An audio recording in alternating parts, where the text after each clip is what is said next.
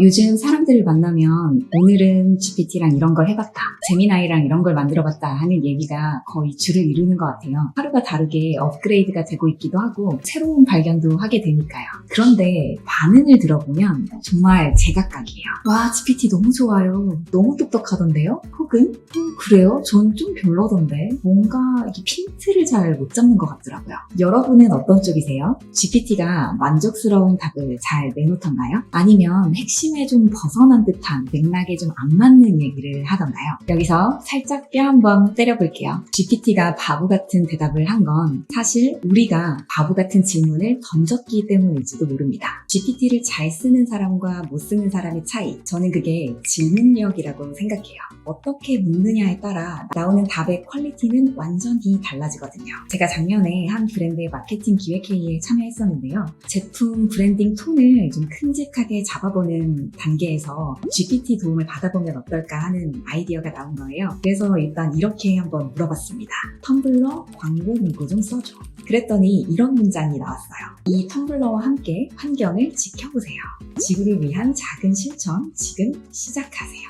뭐 틀린 말은 아닌데 뭔가 좀 너무 뻔하고 어디선가 좀 들어본 문장이죠. 마음에 썩 들진 않더라고요. 그래서 이 디테일을 좀 추가해보면 나아질까 싶어서 다음에 조금 바꿔서 물어봤습니다. 20대 여성 소비자가 공감할 만한 감성적인 톤의 SNS 마케팅 문구 3가지를 써줘. 제품은 재사용 가능한 텀블러고 브랜드는 친환경 이미지를 중요하게 생각해. 그랬더니 답변이 이렇게 바뀌더라고요. 오늘 나를 위한 작은 선택, 내일의 지구를 바꿔요.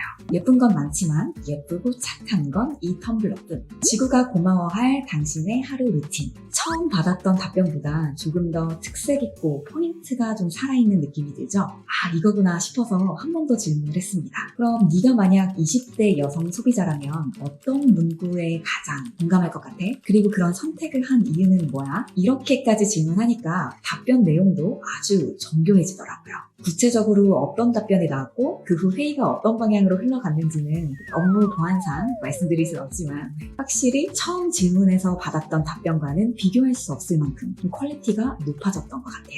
실제로 결정한 아이디어의 바탕이 돼줄 만큼요. 이 경험을 하면서 다시금 깨달은 것 같아요. 일의 결과는 결국 좋은 질문에서부터 시작된다는 걸요. 똑같은 AI에게 똑같은 주제로 요청을 하더라도 질문을 어떻게 하느냐에 따라 퀄리티가 달라진다는 거죠. 그렇다면 이 좋은 질문이라는 건 AI 시대가 도래하면서 새롭게 중요해진 것이냐? 따지고 보면 그건 아닌 것 같아요.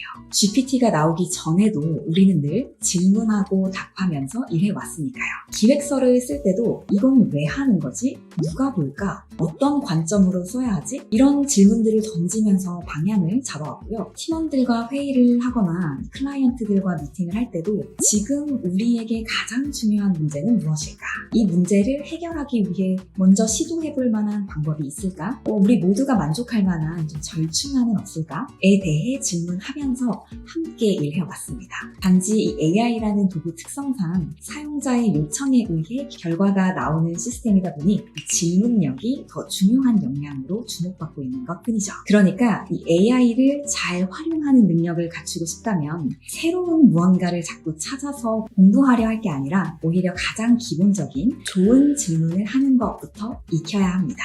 그 힌트가 바로 퍼실리테이션에 있어요. 퍼실리테이션에서 가장 중요하게 다루는 기술 중 하나가 바로 이 질문이거든요. 퍼실리테이션에서는 대화의 연결을 지향합니다. 이때 대표적으로 활용하는 질문의 유형이 6가지가 있는데요. 개방형, 촉진형, 확인형, 수렴형, 균형형, 결정형 질문이라고 부릅니다. 이 6가지 질문의 유형은 우리 팀의 생각을 하나로 연결해주는 데도 효과적이지만 AI가 나의 지시대로 잘 수행하도록 의도와 결과를 연결하는 데 효과적이에요. 예를 한번 들어볼까요? 첫 번째로 개방형 질문입니다. 퍼실리테이션에서는 참여자의 경험과 마음을 듣고 싶을 때 그때 어떤 기분이 드셨나요? 와 같은 개방형 질문을 활용하는데요. AI와의 협업에서는 새로운 아이디어나 다양한 예시가 필요할 때 이 주제에 대해 다양한 관점에서 글쓰기 아이디어를 제안해 줄래? 와 같은 질문으로 적용해 볼 수 있습니다. 두 번째는 촉진형 질문입니다. 퍼실리테이션에서는 대화가 좀 막히거나 흐름이 정체될 때 참여자들을 좀 독려하기 위한 목적으로 혹시 지금까지 나온 의견들을 비롯해서 또 다른 생각도 들어볼 수 있을까요? 와 같은 촉진형 질문을 활용합니다. AI에게도 사고의 흐름을 독려하고 확장시키기 위해 두 번째 안을 바탕으로 다른 예시도 좀 더 들어줄 수 있어? 와 같은 질문을 해볼 수 있을 것 같아요. 세 번째는 확인형 질문입니다. 퍼실리테이션에서는 누군가가 좀 모호한 의견을 내거나 주제와 다소 벗어난 의견을 냈을 때 의도를 명확하게 확인하기 위해서 방금 하신 말씀이 이런 뜻이 맞을까요? 처럼 확인형 질문을 활용합니다. 이걸 AI와의 협업에 적용해 본다면 AI가 맥락을 좀 잘못 파악했을 때 대화를 보완하기 위한 목적으로 방금 답변 중에 이 A 부분은 내가 생각한 주제와는 좀 거리가 먼 것 같은데 왜 A를 추천했는지 좀 더 자세히 설명해 줄래? 와 같은 질문을 활용할 수 있겠죠. 네 번째는 수렴형 질문입니다.